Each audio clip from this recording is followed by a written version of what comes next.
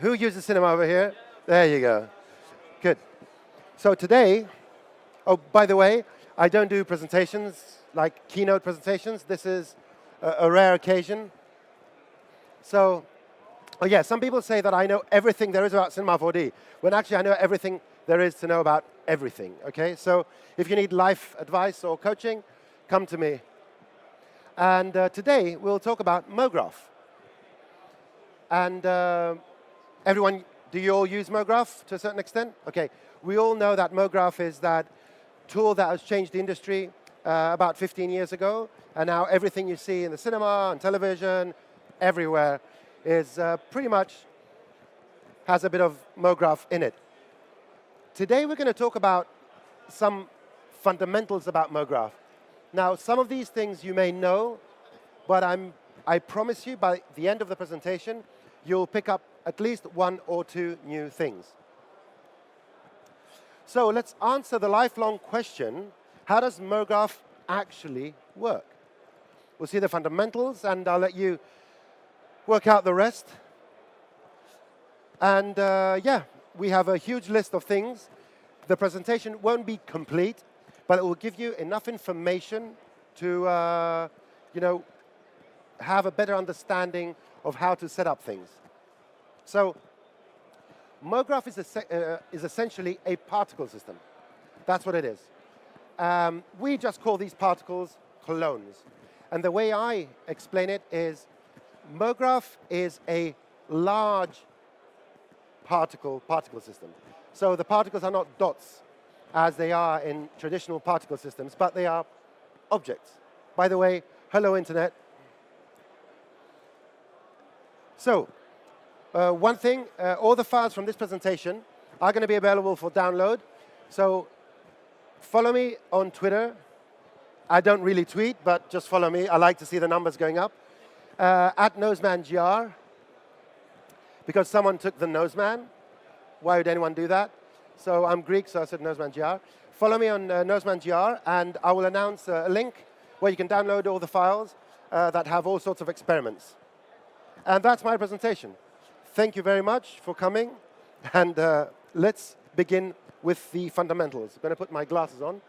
Everything is visible. So, what does Mograph create? Mograph creates copies of objects. That's it. Now, what makes Mograph so ingenious is that it's simple in its understanding, how it works. But we need to sort out a few things first. In order to create clones, particles, we use our basic object as the cloner. And you already know that. And I'm just going to set a cube. And if you think it's very simple the way we are starting, you'll realize that I'm going to show very interesting things as we go. So basically, a cloner creates copies of the object we add as a child. And that's all nice and dandy. But what does cloner assign to these objects? Because it doesn't just create clones. It assigns certain variables to these clones. And the variables it assigns is a cloner ID. So that is a unique number associated to each clone, And we can see this if we want. If we go to our cloner object, we go to the Transform tab. Is this loud enough? Or do they need to pick it up? It is. OK. So if you go to the Transform tab, you will see the display. And if I go to the index in here, you will see these numbers, 0, 1, 2, 3. These are the clone indices. OK? So each clone, no matter what kind of Mograph simulation, Mograph setup you're doing, has a unique number. So that's variable number 1. The next thing that Mograph assigns to each clone is what we call a matrix. So it's a set of position, scale, and rotations. So these 9 numbers are what we call the matrix. So each clone has its own matrix. The other thing it assigns is color. So the cloner itself assigns a color to the clones. okay, by default. Now, a lot of people don't know that, and when they clone lights, the lights are always bright. And that is because, by default, the intensity of the light is 100%. And you need to make that 0 if you want to control the lights using other means. The other thing it assigns is what we call a weight. A weight is a number from 0 to 1 that allows us to do further effects. It's just a variable. 0 meaning nothing, and 1 meaning 100% of something. If you want to see these weights, again, in the Transform tab, you just say weight. And you will see that it's red.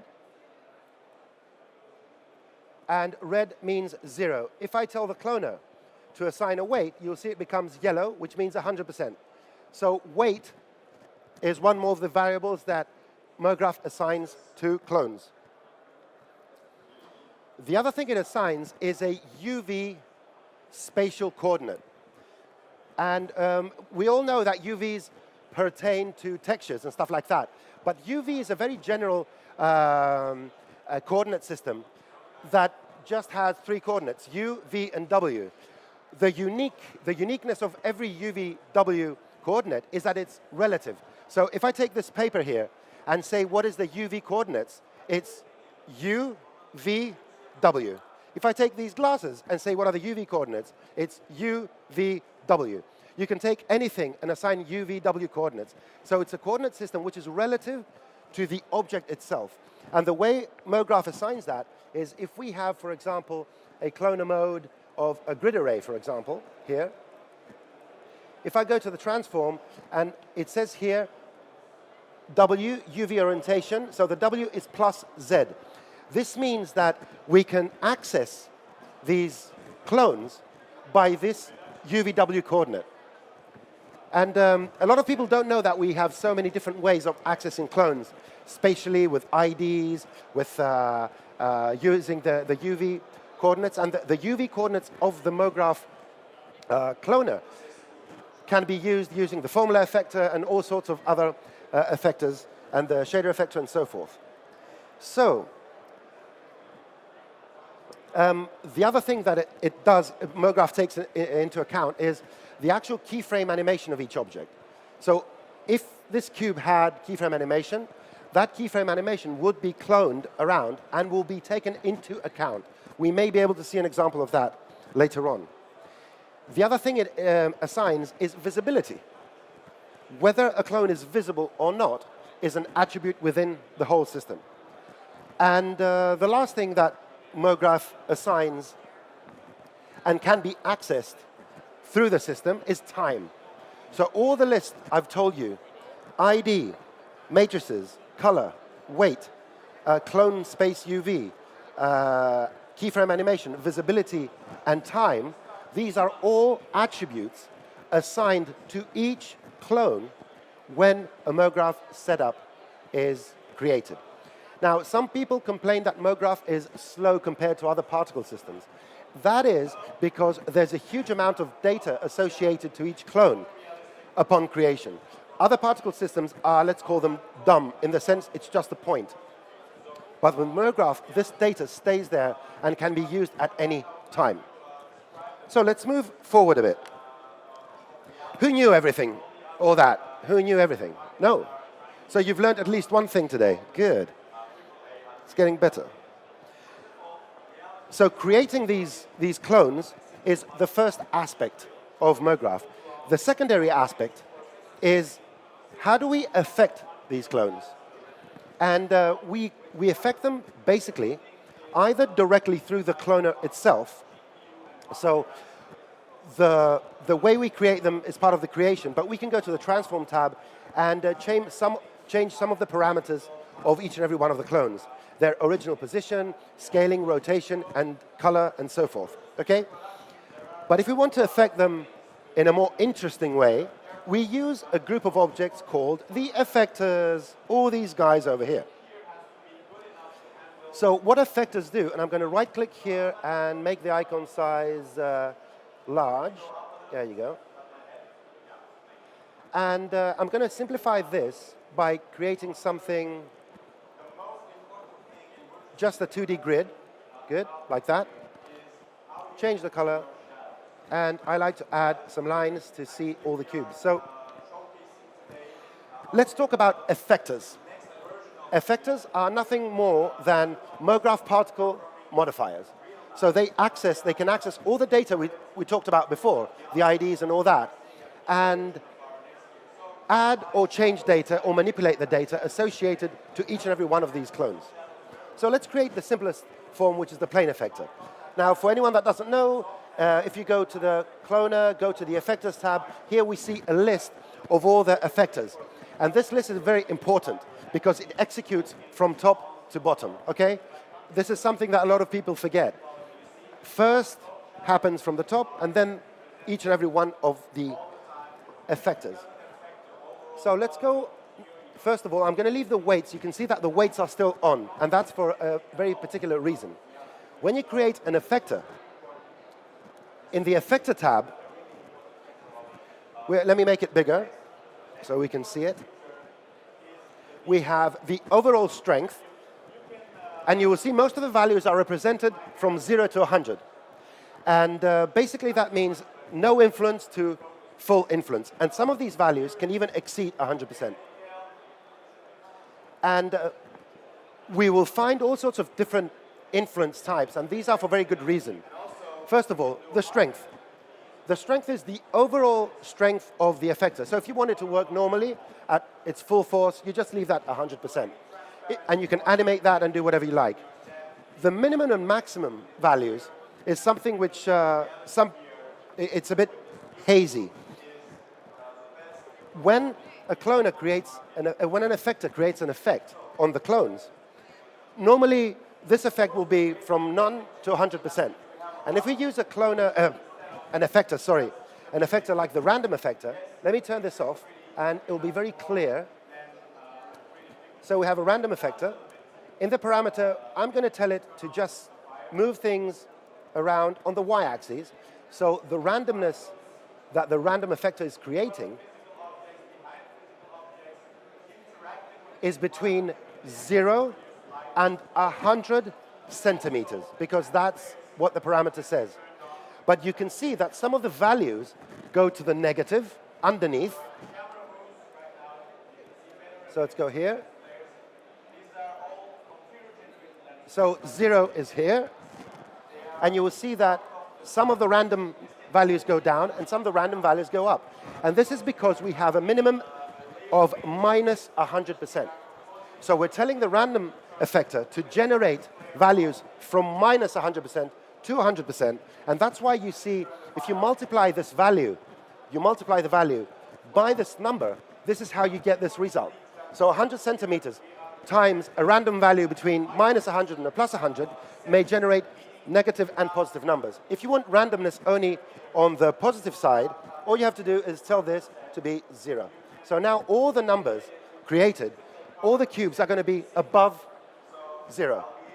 So that's what the minimum and maximum values do. It tells the effector to generate effects which go from minimum number to maximum number. Let's turn this off and let's turn this on again. In the parameter tab, we can affect some, if not all, of that list of things that Mograph creates. So we can change the matrix, position, scale, rotation. We can change the color. We can change the weighting, the UMV transform, the clone, well, I'll tell you what that is in a bit, the time, if it's keyframe framed, and the visibility. So every single one of the attributes that Mograph assigns to each clone can be affected or not. The ones that are 0%, they're not affected. Or the ones that are off can be affected by the effector. So let me show you a little trick here. I'm going to go to my random effector. And instead of position, I'm going to affect visibility. So just with a click of a button, we're using a random function to affect which clones are visible and which are not. As simple as that. So this is let's say the simple part of it. If I turn color on, then you'll see that even the color can be randomized or can be changed using any one of the effectors. So the next step is the following. Observe the weighting. It's all red. It's 0.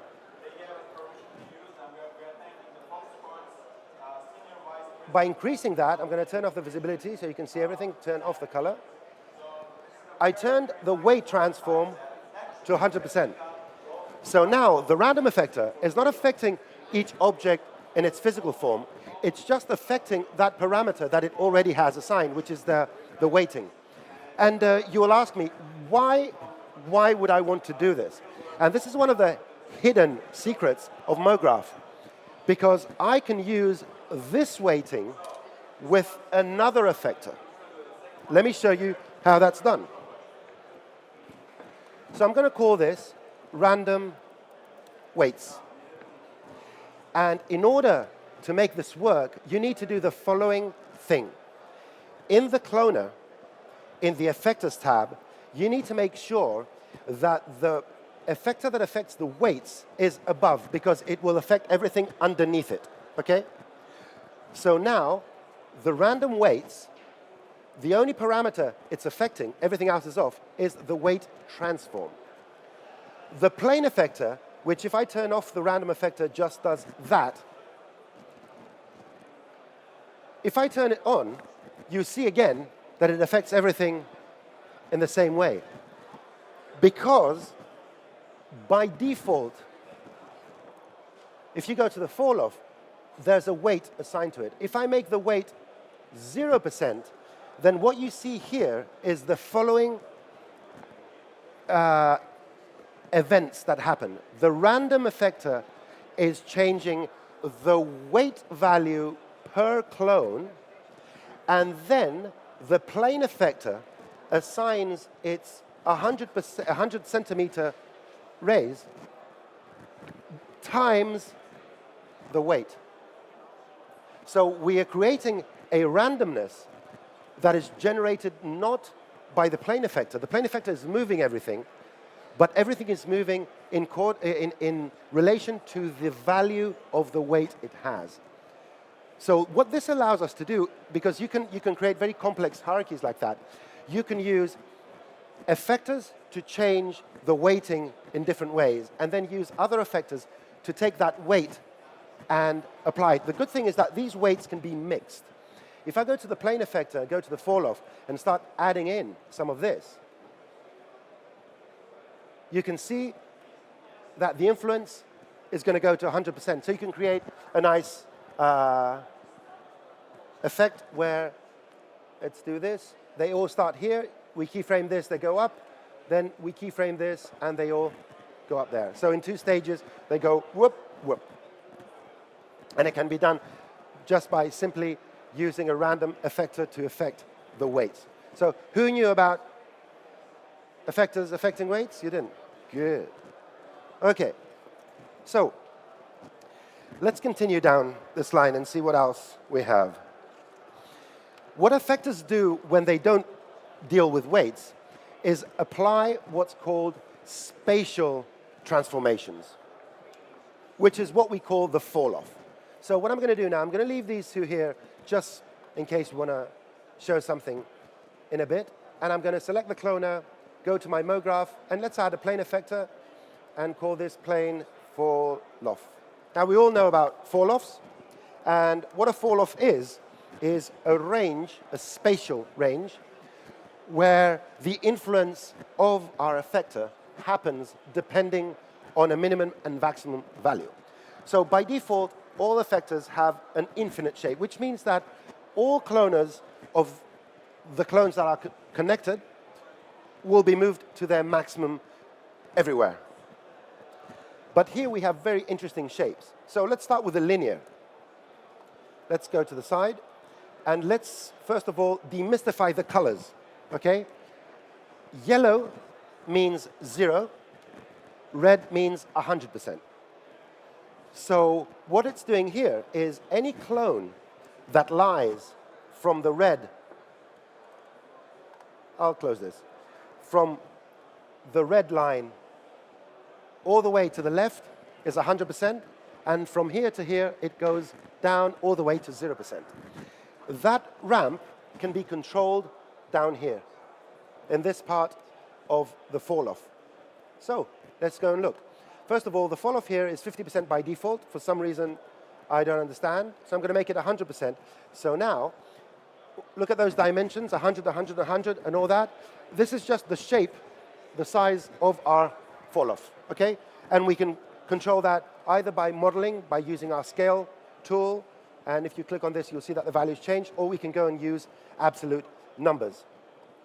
Then we have this scaling, so we can make it smaller or bigger. Then we have an offset, where I'm going to move it on the Z. You can see that although the effect itself is not moving, we can actually move it here. This helps for creating interesting effects if we connect this offset value using Espresso to a third object, whereas the fall-off itself, the effector stays in the same position, but its effect moves around. And there are very specific setups where that's a very useful thing to do. And down here, which is an interesting thing, we have a default function of spline. Now, if I go here, I think, and right-click and say reset, I get this linear ramp. So this allows me, by pressing Command and adding keys, I can actually change the way the effector is applied spatially. Okay, so from 100 to 0, we need to flip this around to see that properly, I guess. So if I go here in my camera view, not right, but left, that's better. So now you can see that the shapes are the same. So we can, if we want to create a very specific profile as to how things are going to be modified by our fall-off, we use the spline GUI to do that. And that allows us for great control. And then we have all sorts of things, like we have a step, which is either or. I think if we go here and play around with the minimum and maximum, not that, this one, there you go.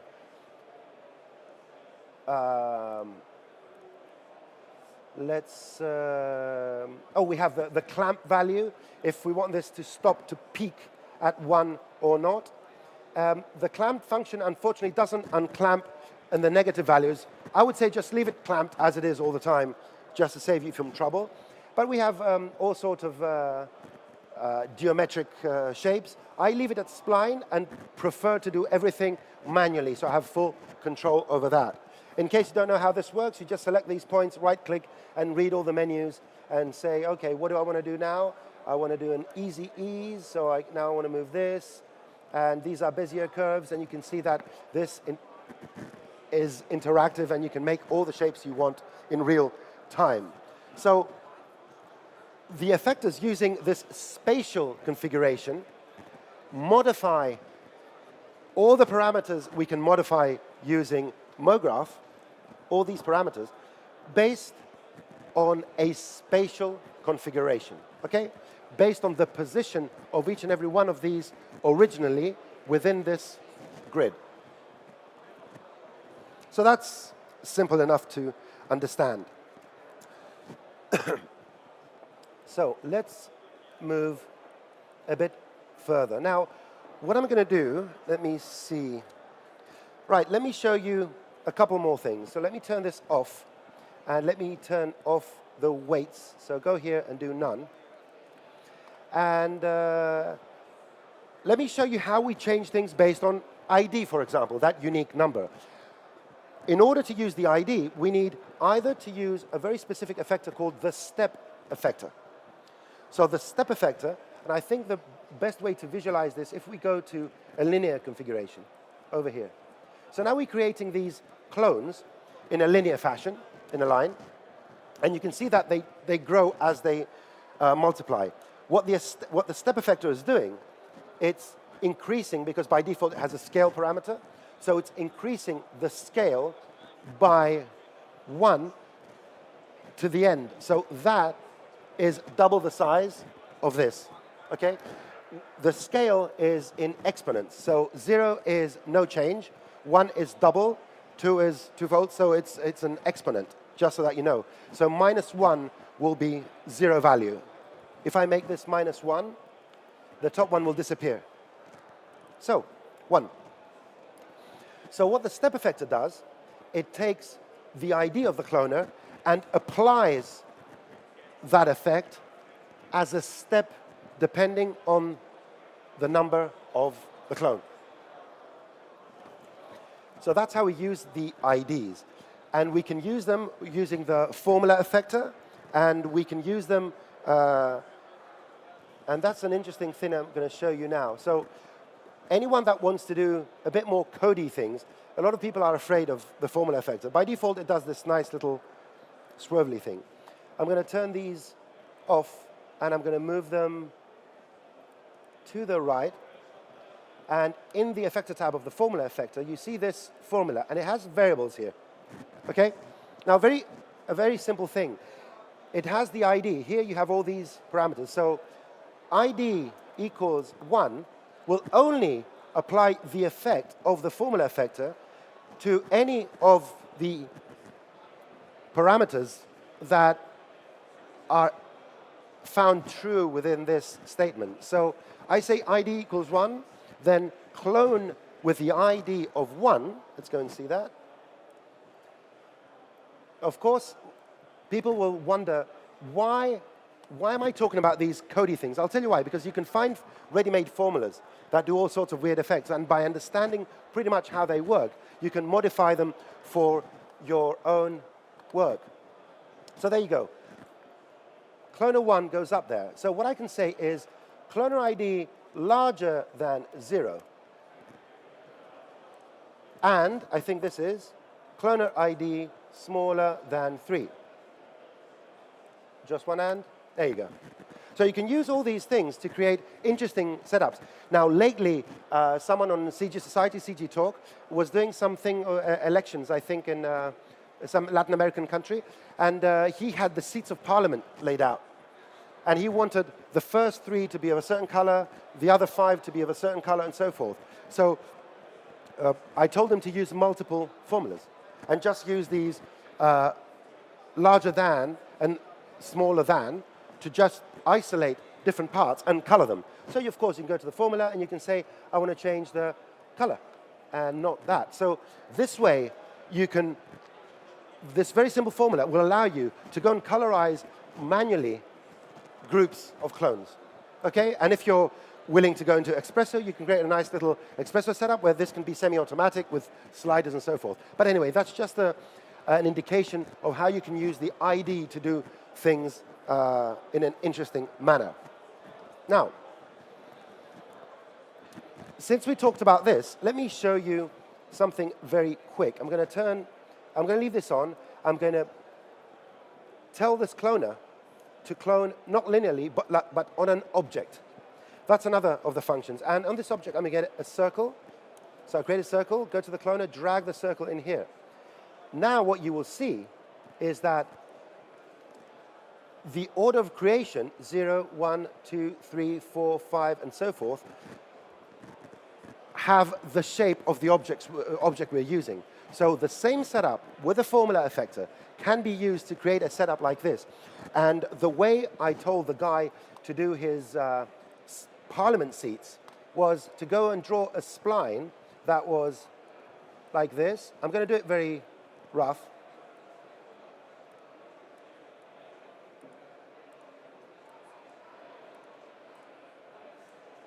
And of course, it took me more than 3 seconds to do, but I can use this to clone my cubes on.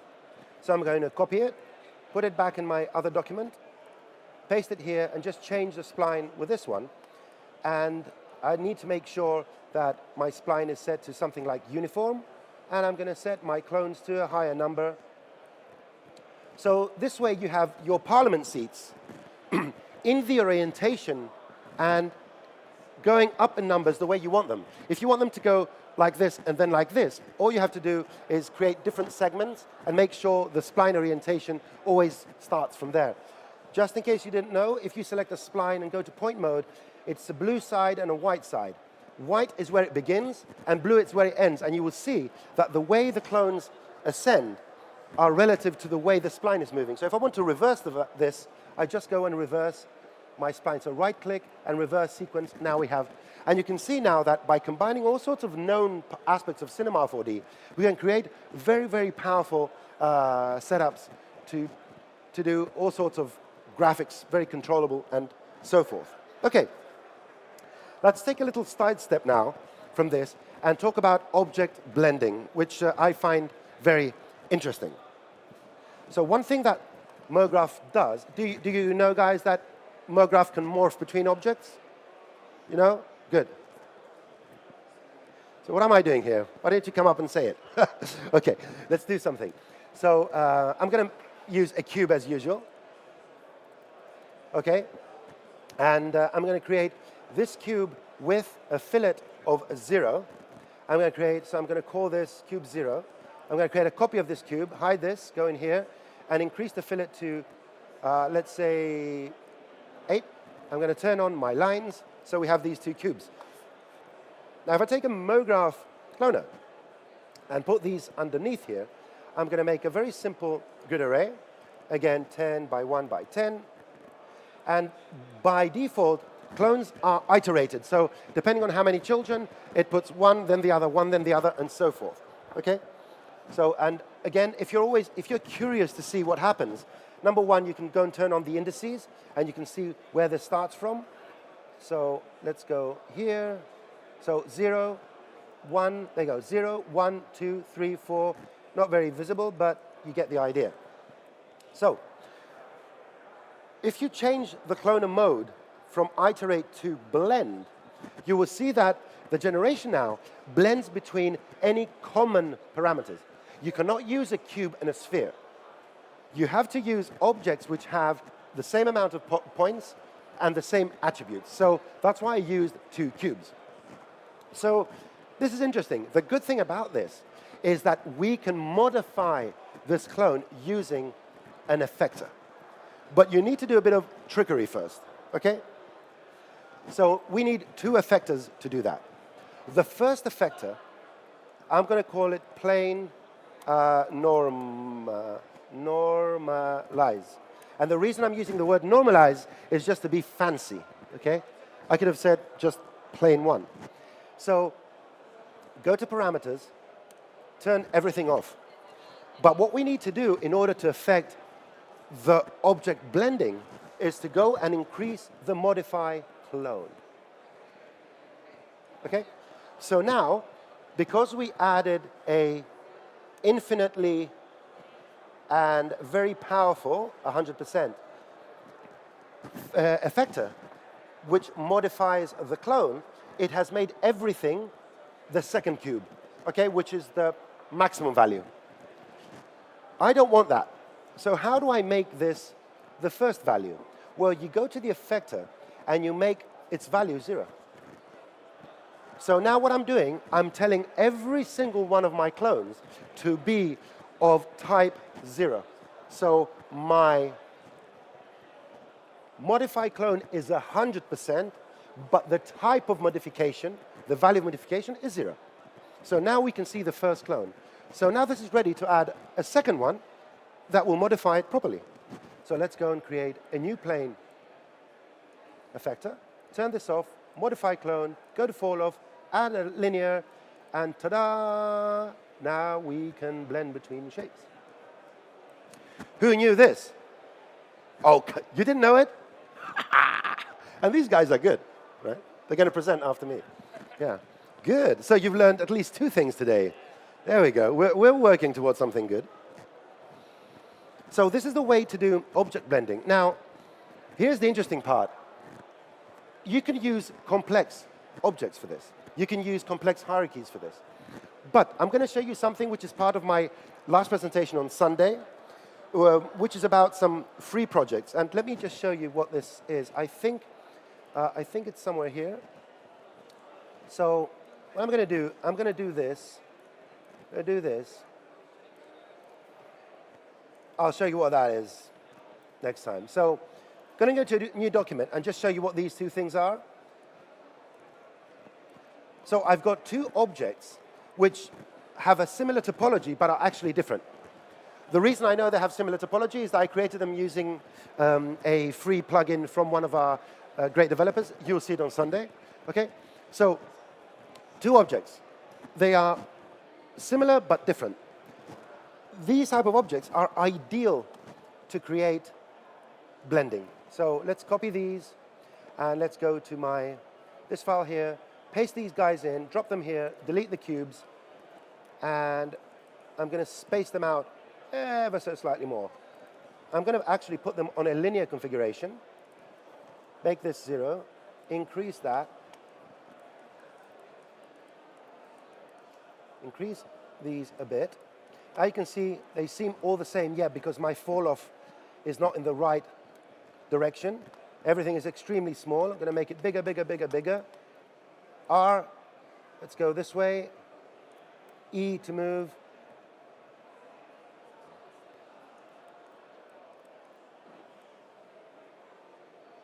I'm definitely doing something wrong here, yeah, but that's a totally different story. Blend, normalize. I'm just going to show you the actual file here. And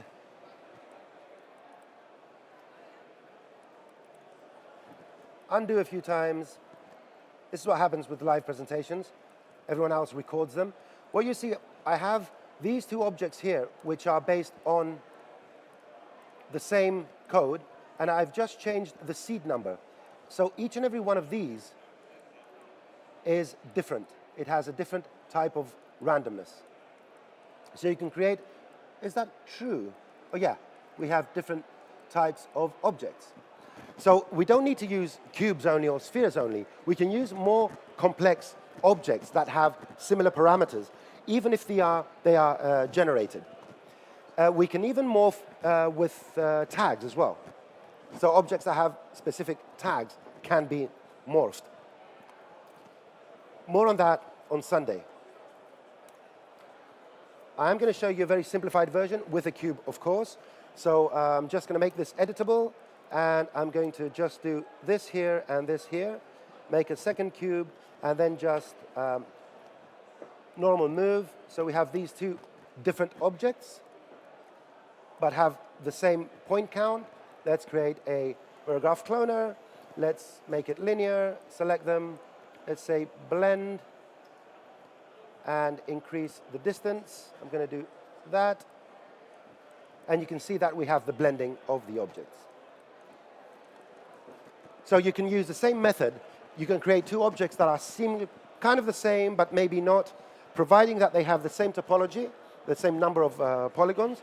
You can actually use the method of the effector to make things grow or just change. So Mograph can handle, because it uses blends, it can actually handle these kind of situations quite efficiently as well. So let's move on to other things here.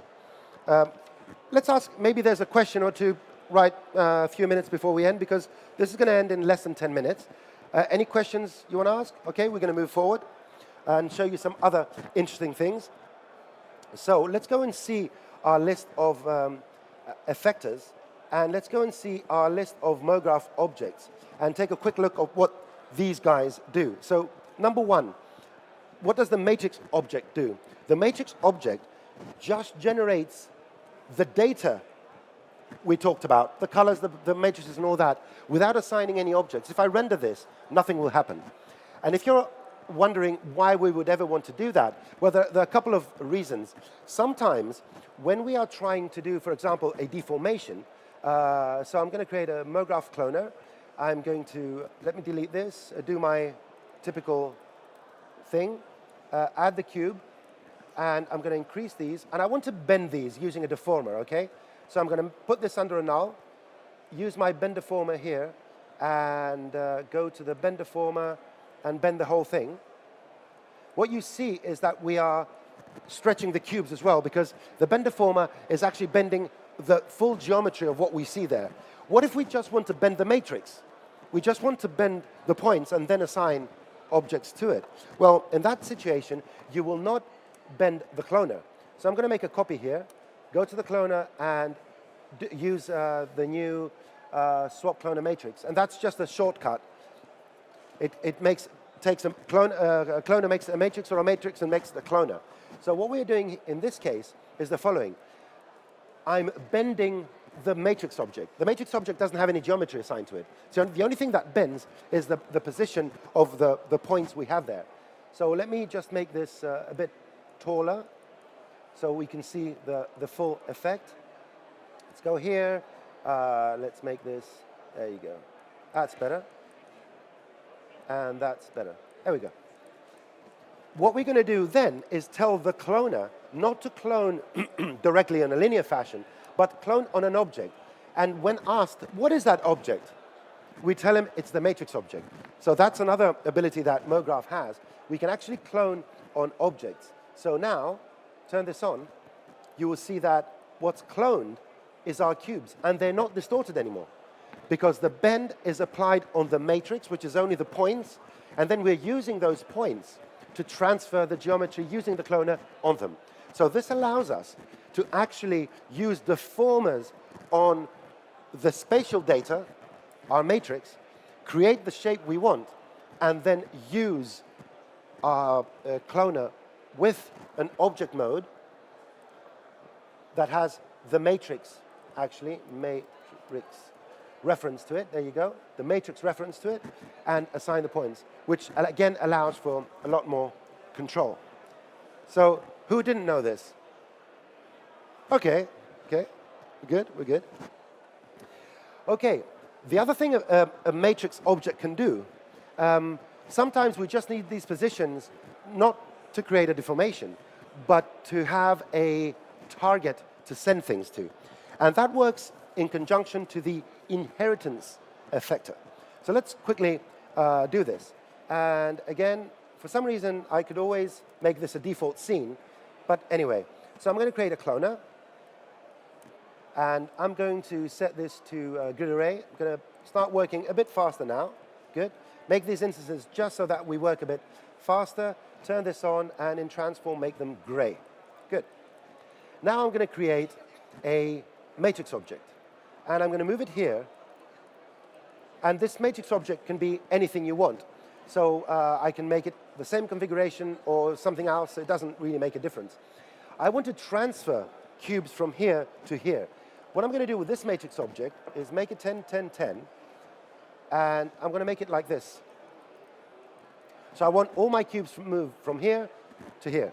So I'm going to tell this cloner to use an inheritance effector and use the matrix morph motion object, and depending on the strength now, they can go from here to there. The good thing is that if I tell the matrix to have a different number, it doesn't really care. It's just going to send them to the first 1,000 positions, and everything else is going to be left on its own. Not only that, what we can do is use a random effector, for example, so a random effector to randomize these things. But we are randomizing the matrix. We're not randomizing the cloner. So everything is nice in its correct place here, and they're going to move out there.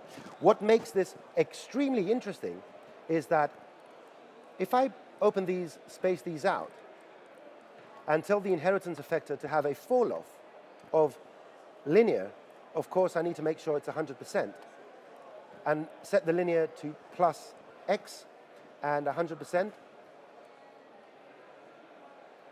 And I'm going to invert it. Watch this.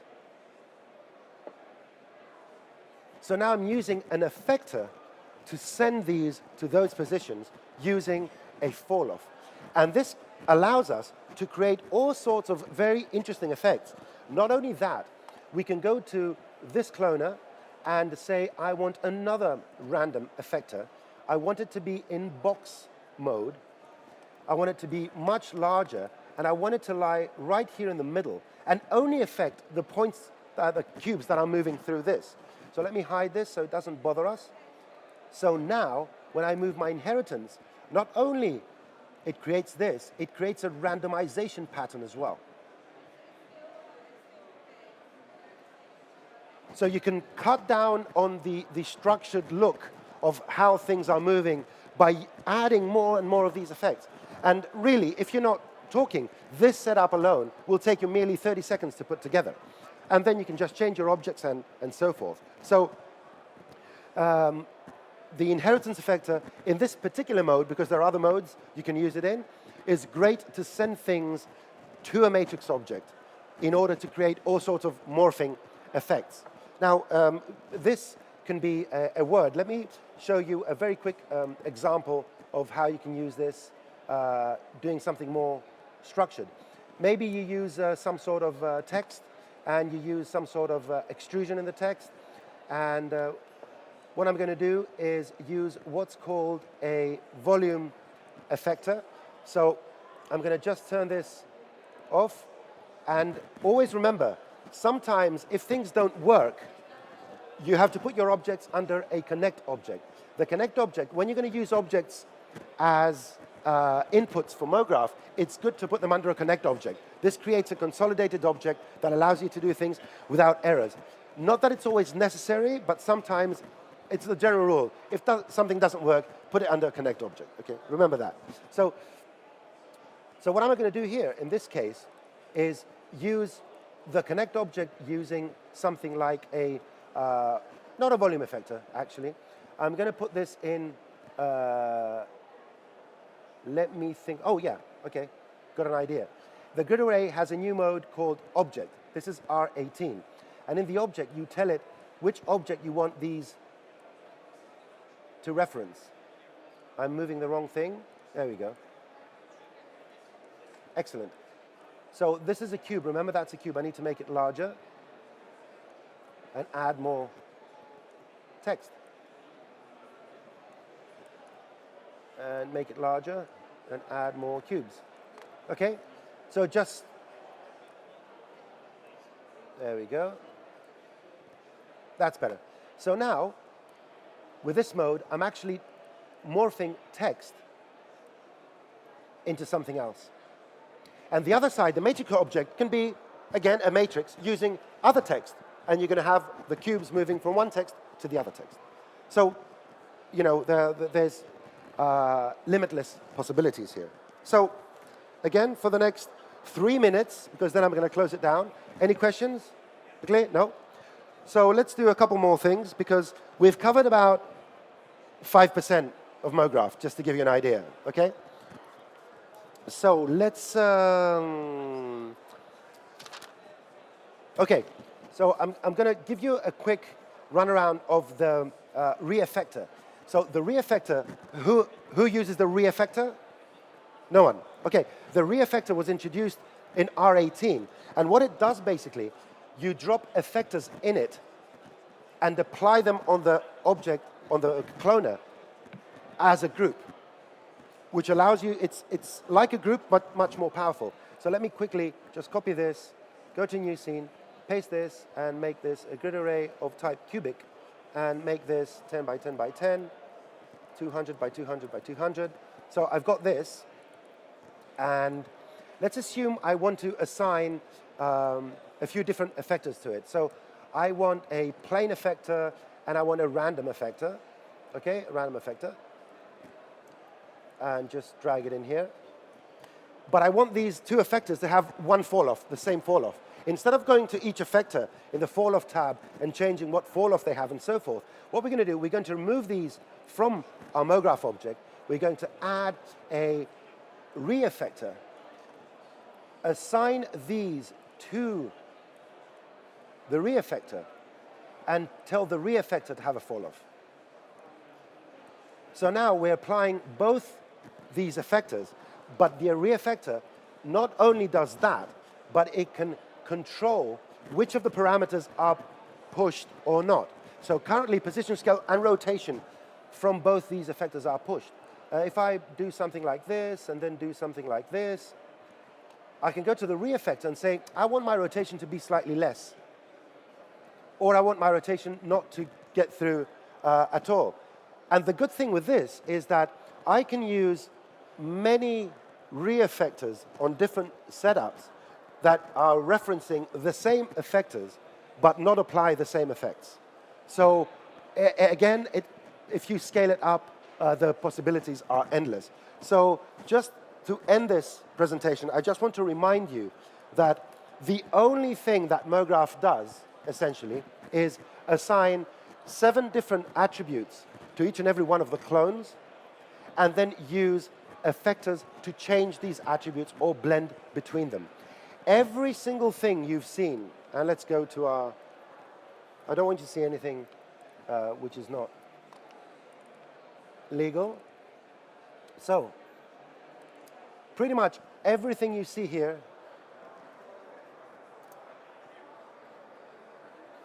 yeah, the sound's not playing, but anyway. Everything you see in the showreel, Maxon showreel, has been touched by Mograph. Everything. Okay? So, yeah, it was short.